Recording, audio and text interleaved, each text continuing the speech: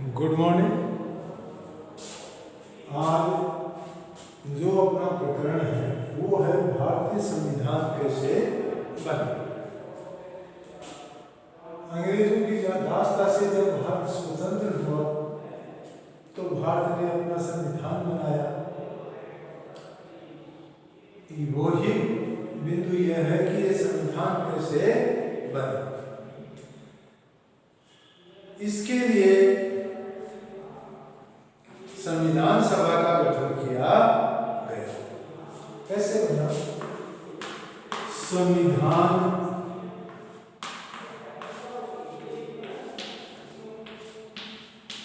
सभा का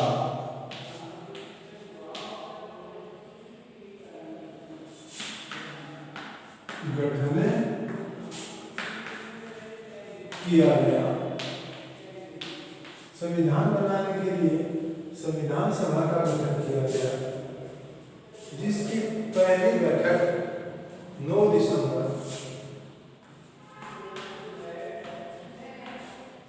संविधान सभा की प्रथम बैठक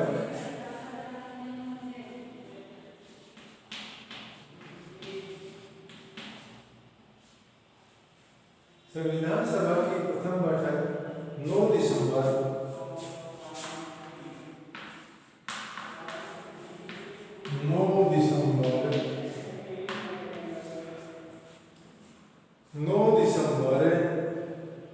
1946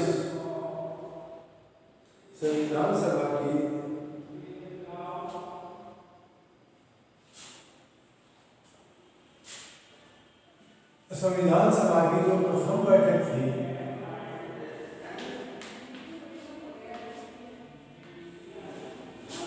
दिसंबर 1946 संविधान सभा की प्रथम बैठक 9 दिसंबर 1946 को हुई और 14 अगस्त 1947 को विभाजित भारत से संविधान बनाने के लिए इसकी दूसरी बैठक हुई। संविधान सभा के सदस्य 1935 संविधान सभा में कौन से सदस्य थे? जो 1935 में स्थापित प्रांतीय विधानसभाओं के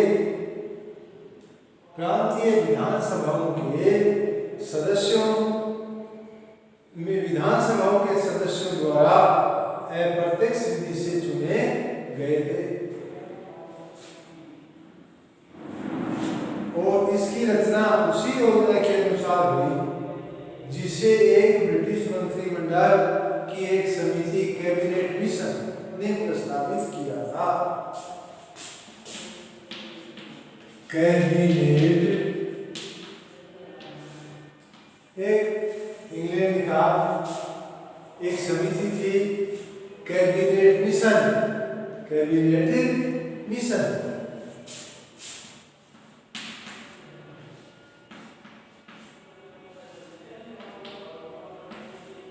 इस कैबिनेट मिशन ने प्रस्तावित किया था और इसकी योजना के अनुसार निम्न बातों का समावेश किया गया। पहला, प्रत्येक प्रांत देसी रियासत। अंग्रेजों के काल में भारत में देसी रियासतें थी। रियासतों के समूह को उनकी जनसंख्या के अनुपात में सीटें दी हुई थी। मोटे तौर पर 10 लाख की जनसंख्या पर एक सीट आवंटित की गई या एक सीट का अनुपात रखा गया। परिणामस्वरूप ब्रिटिश सरकार के प्रत्येक शासन वाले प्रांतों को 292 सदस्य चुनने का अधिकार था और देशी रियासतों को न्यूनतम 93 63 सीटें आवंटित की गई। यानी 292 तो जिन पर अंग्रेजों का सीधा शासन था उनको आवंटित की गई और 93 देसी राजाओं या रियासतों को आवंटित की गई।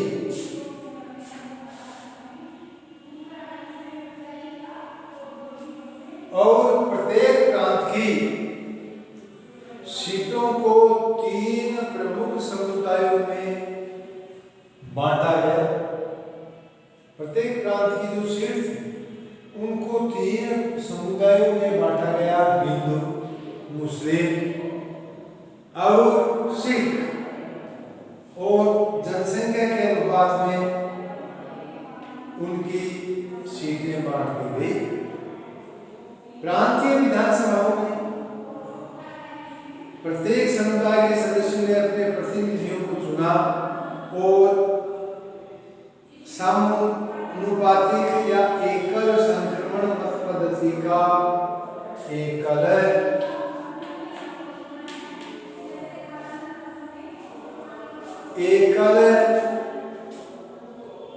संक्रमण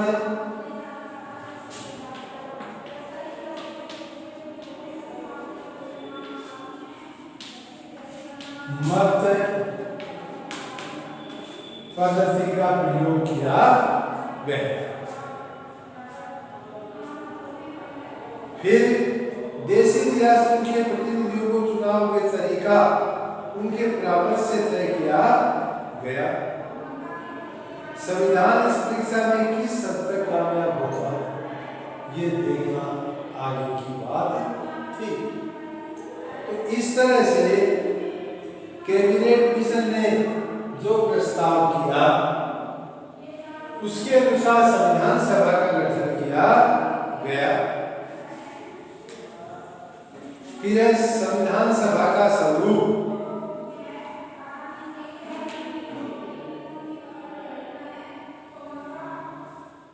संविधान सभा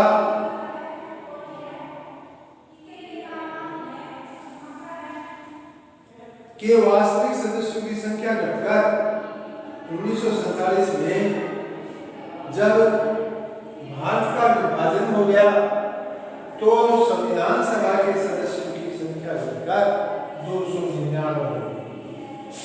जब भारत का विभाजन हो गया तो संविधान निर्माण सभा की जो सदस्य संख्या थी वो 299 रह गई, 299 रह गई। 26 नवंबर 1949 26 नवंबर 1949 26 नवंबर 1949 को कुल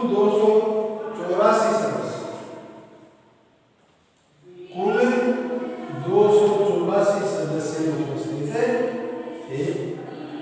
जी। और इन्होंने अंतिम रूप से पारित संविधान पर अपने हस्ताक्षर किए। यानी जो पारित संविधान हुआ था उसमें संविधान सभा के 284 सदस्यों ने अपने हस्ताक्षर किए। संविधान सभा की जो सदस्य संख्या 299 रह गई थी उनमें से 284 ने इसके ऊपर हस्ताक्षर किए। अब है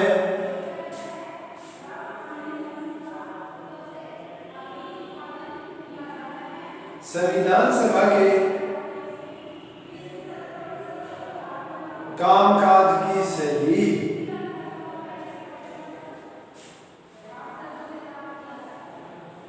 ठीक है,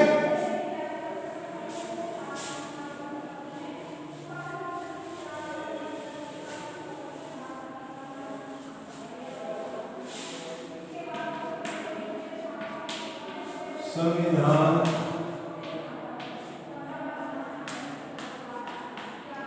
सभा के काम काज भी सही। यानी जो संविधान सभा थी उसके काम की कैसी सही थी। संविधान सभा की सत्ता केवल इस बात पर टिकी थी कि सबका संविधान सभा समस्त देशवासियों का प्रतिनिधित्व कर रही थी और उसकी सजा, उसकी सत्ता इसी बात पर टिकी हुई थी। इसके अंदर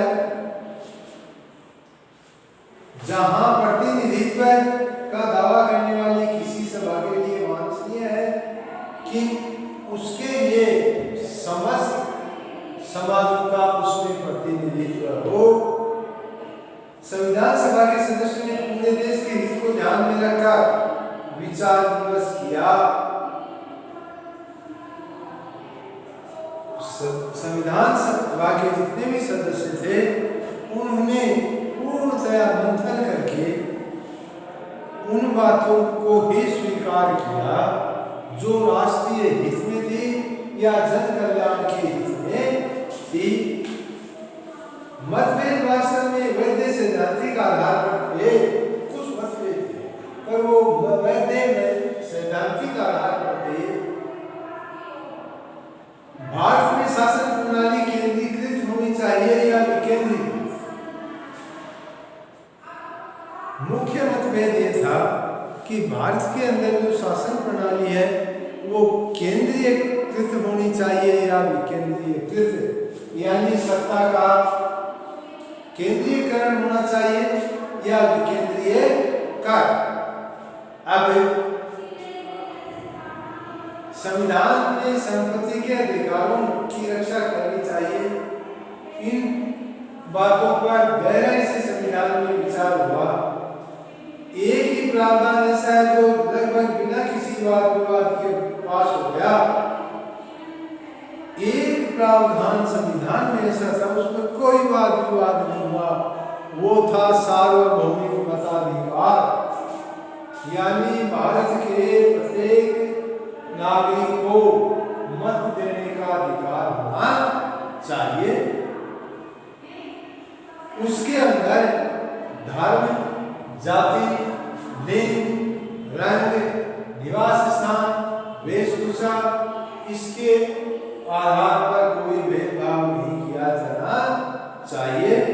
सभी नागरिकों को निश्चित आयु प्राप्त करने के पश्चात वोट देने का अधिकार होना चाहिए और वो अपने मत का उपयोग कर सके।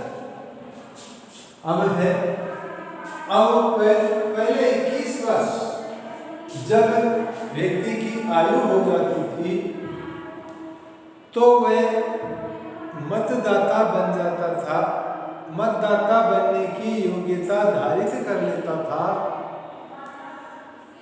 उसको न्यूनतम घटाकर कम करके अब भारत का कोई भी नागरिक है जिसकी आयु उसने 18 वर्ष पूरी कर ली है वो मतदाता बन सकता है और उसे मत देने का अधिकार प्राप्त हो जाता है।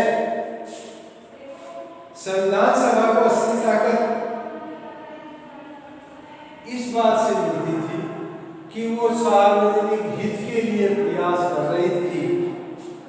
सदस्यों ने चर्चा और तर्कपूर्ण बहसों पर बहस करने बहुत जोर दिया और उन्होंने जो छोटे मोटे अपने विवाद थे उनको भुला दिया। वैसे भी हमारे संविधान को बनाने में जो बहस हुई वो भी अमेरिका और फ्रांस के संविधान बनाने में जो बहस हुई उनकी तरह बहुत ही यादगार है। फिर आती है कार्य विधि।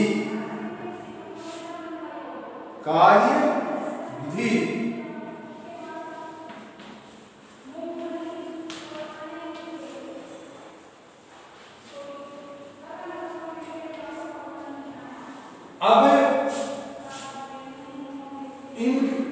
अब इसका कामकाज की शैली होगी। अब अपन पढ़ेंगे कार्य।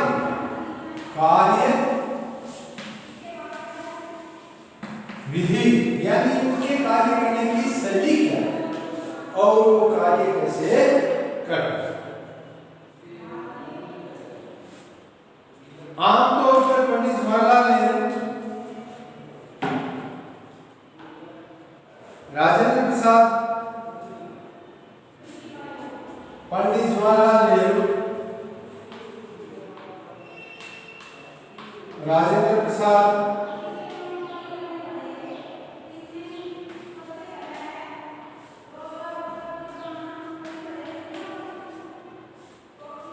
पंडित जवाहरलाल नेहरू, राजेंद्र प्रसाद, सरदार पटेल,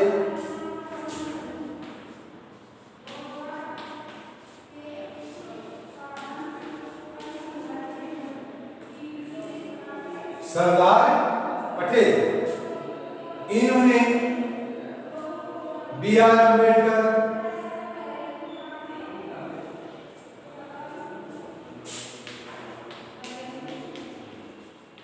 मौलाना आजाद, बी आर अम्बेडकर मुख्य रूप से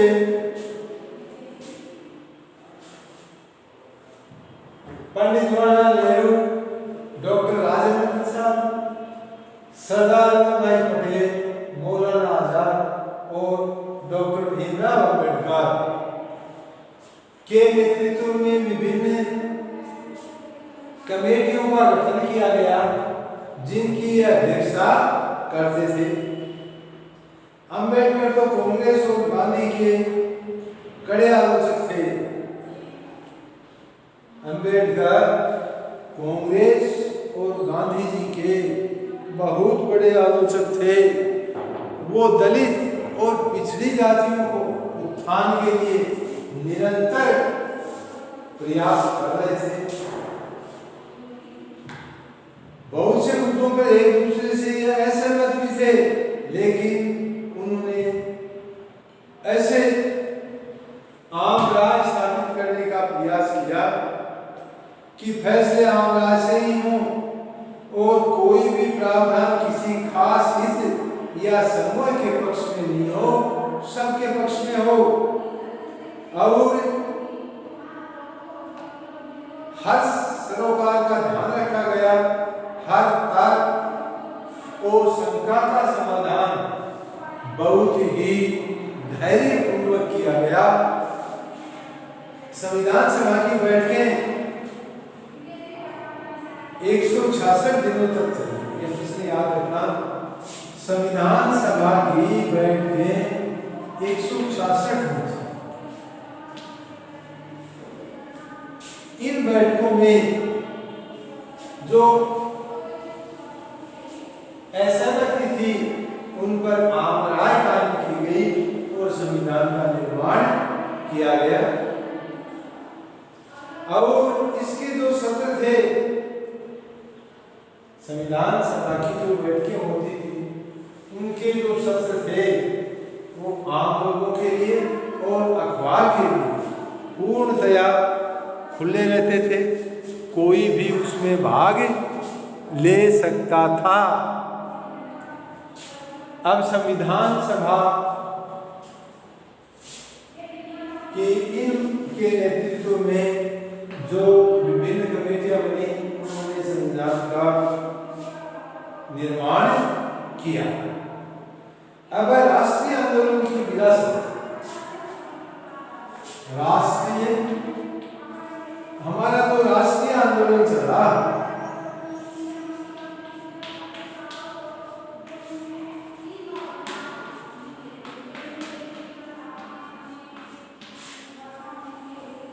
राष्ट्रीय आंदोलन की विरासत